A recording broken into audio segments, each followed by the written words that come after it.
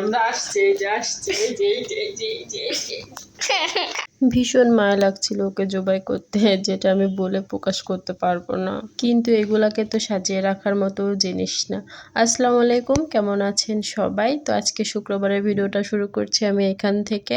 এই হাঁসটা আপনাদের ভাইয়া গতকালকে নিয়ে আসছিল রান্না করে খাওয়ার জন্য, তো ওকে রেখে দিছিলাম, ভাবছিলাম যে পরের দিন জবাই করব। কিন্তু ও এত ডাকাডাকি করছে, পুরা বাসার লোক পুরা এলাকার লোক জেনে গেছে যে আমার বারান্দায় হাঁস আছে। ভাবছিলাম যে পরের দিন জবাই করব, কিন্তু আমি রাখতে পারিনি, এত ডাকাডাকি করতেছিল। ফাইনালি আপনাদের ভাইয়া রাত্রে এসে জবাই করে দেয় এবং আমি পরিষ্কার করার জন্য বসে পড়ছি। একটা কথা বলে রাখি, এই বোলটাতে কিন্তু গরম পানি ছিল, ফুল দমে গরম পানি। আর এই গরম পানির মধ্যে আমি ওকে 3টা মিনিট নড়ায় চড়ায় উল্টায় পাল্টায় ভিজে নিয়েছি, যাতে খুব ভালোভাবে পরিষ্কারটা হয়ে যায়। তারপর এটাকে আমি পরিষ্কার করতে লাগছি। আপনারাও এই কাজটাই করবেন, তাইলে বেশি কষ্ট হবে না পরিষ্কার করতে।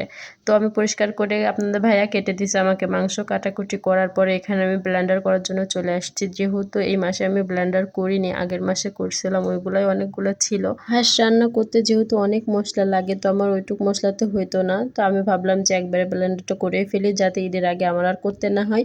ঈদের মধ্যে যেহেতু বাড়ি চলে যাব, যার জন্য আমার খুব বেশি মশলা আর লাগবেও না। তো তার জন্য সকাল থেকে উঠে আমি পেঁয়াজ রসুন এগুলো কাটছি, হাত প্রচুর জ্বালা করতেছিল। অনেক কাজ আসলে আজকে শুক্রবার আমাকে করতে হয়েছে। আর শুক্রবার আসলে এমনিতেই আমার প্যারাটা একটু বেশিই থাকে, কিন্তু এই শুক্রবারে আরও বেশি। একদম আমি কিন্তু ঘুম থেকে উঠে পেঁয়াজ রসুন নিয়ে বসছি, এমন একটা অবস্থা। নড়াচড়াটা একটু স্কিপ করবেন, যেহেতু আমার মেয়ে ছোট মানুষ আসলে ভিডিও করে দিচ্ছিল, যার জন্য ক্যামেরাটা একটু নড়ছে চড়ছে, এটা একটু স্কিপ করে দিবেন। তো যেহেতু আমি আগে কাঁচামরিচটা দিছিলাম, আমার কাঁচামরিচটা যে এত তাড়াতাড়ি ব্লেন্ড হয়ে যায়, আমার মনে হয় যে 30 সেকেন্ড সময়ও লাগে না, খুব তাড়াতাড়ি হয়ে যায়। এইভাবে আমি পেঁয়াজ রসুন আদা সবকিছু ব্লেন্ড করছি। আমি কিন্তু এর আগে কখনোই রাজহাঁস রান্না করিনি, পাতিহাঁস রান্না করছি অনেকবার। আমার আম্মু পরিষ্কার করে দিছে, দেন আমি বাসায় নিয়ে এসে রান্না করছি কিংবা বাড়িতে। কিন্তু এবার আমাকে হাঁস পরিষ্কার করা থেকে শুরু করে কাটা ধোয়া সব কিছু করতে হয়েছে, জানি না কেমন হবে রান্না। আমার ব্লেন্ডার করা শেষ, আমি সব বক্সে তুলে দিছি, এগুলো সব ডিপে রাখবো। আর এই রান্না বাড়া কিন্তু স্টার্ট করে দিয়েছি অনেকক্ষণ আগে। আমি আগে হাঁসের মশলা টশলা করে রান্না চুলায় দিয়ে তারপরে কিন্তু আমি ব্লেন্ডার করতে গেছি। আর আমার ঘর বাড়ির কি অবস্থা আপনারা তো দেখতেই পারছেন, আর আমার কথা না হয় বাদই দিলাম। তো আমি এখানে অলরেডি খিচুড়ি চাপিয়ে দিয়েছিলাম, এখানে পোলাও, ছোলার ডাল, মুগ ডাল দিয়ে আমি খিচুড়িটা রান্না করে নিয়েছি। দেখতে মনে হচ্ছে মজাই হবে, কিন্তু খেতে কেমন হবে সেটা খাওয়ার পর বলা যাবে। আর এদিকে আমি হাঁসের মাংসও চড়িয়ে দিয়েছি। আমি কিন্তু হাঁসের মাংসটা চাচ্ছিলাম খুব করে যে চুলাতে রান্না করার জন্য, গ্যাসের চুলায় মেবি বসিয়ে দিয়েছিলাম। গ্যাসে দেওয়ার সাথে সাথে তেল গরম নাই হতে আমার গ্যাস শেষ হয়ে যায়, তখন আর কি করা যাবে, তখন আমার ইলেকট্রিকটাই ব্যবহার করতে হয়েছে। তো আমি ইন্ডাকশনে বসিয়ে দিয়েছি।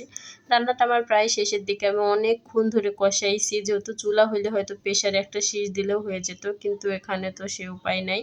তো হচ্ছে আমি এখানে অনেকক্ষণ ধরে কষিয়ে কষিয়ে কষিয়ে আমার রান্না প্রায় ডান। আর 2-3 মিনিট কষালে আমার রান্না হয়ে যাবে। কালারটা কিন্তু অনেক জুসি আসছে, খেতে মনে হয় ইয়াম্মি হবে। বাই দ্য ওয়ে, এখানে কিন্তু আমি টক দই আর মাংসর জন্য যা যা উপকরণগুলো লাগে সেগুলো ইউজ করছি, শুধু টক দই আর সরিষার তেলটা ইউজ করছি। আর মশলা সমস্ত কিছু কিন্তু আমি হাতে বেটে দিয়েছি, এই জন্যই আমার মাংসটা অনেকটা মজা লাগছিল। রান্নার গল্প তো অনেক হইলো, এবার আসল কথায় আসি। আমি আপনাদের সাথে কি শেয়ার করছিলাম জানেন? আমি আপনাদের সাথে বলছিলাম যে আমি সকাল থেকে কিছু খাইও নি এখন পর্যন্ত, এভাবে কাজ করে যাচ্ছি, এগুলো আপনাদের সঙ্গে শেয়ার করছিলাম। অবশ্যই আপনারা রিলসে দেখে নেবেন কথাগুলো, আমি রিলসে কিন্তু ভয়েস পুরোটাই দিয়ে দিই।